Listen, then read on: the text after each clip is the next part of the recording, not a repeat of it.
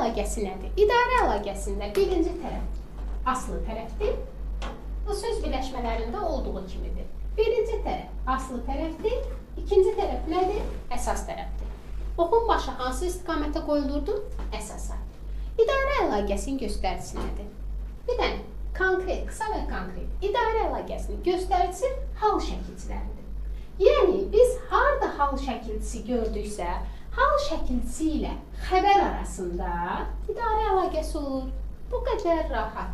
Məsələn, baxın, evə getmək. Evə getdi. Belə yazın istəyirsiniz. Evə getdi. Evə hansı hal var? Yönlük hal. Qutardı getdi. Burada hansı əlaqə olmalıdır? İdarə, bəli, idarə. Bu qədər rahat. Harada mən hal şəkilçisi gördümsə, orada idarə götürməliyəm. Hə, indi bir şey deyim. İkinci növ, istəyirsiniz bura 1 qoyun, burada 2 qoyun. İkinci növ gördümsə, orada idarə götürməliyəm.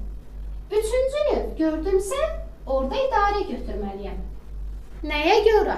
Axı biz dedik hal şəkilçiləri idarənin göstəricisidir. İkinci növ qeyri-müəyyən yiyəlik halına düzəlir. Demək orada hal var.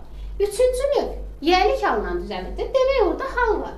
İkinci növ, üçüncü növün arasında idarə əlaqəsi var. İkinci növə misal yazaq. Məsələn, deyirəm ki, ana səsi.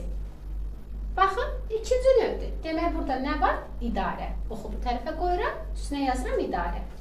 Üçüncü növə misal yazaq. Kitabın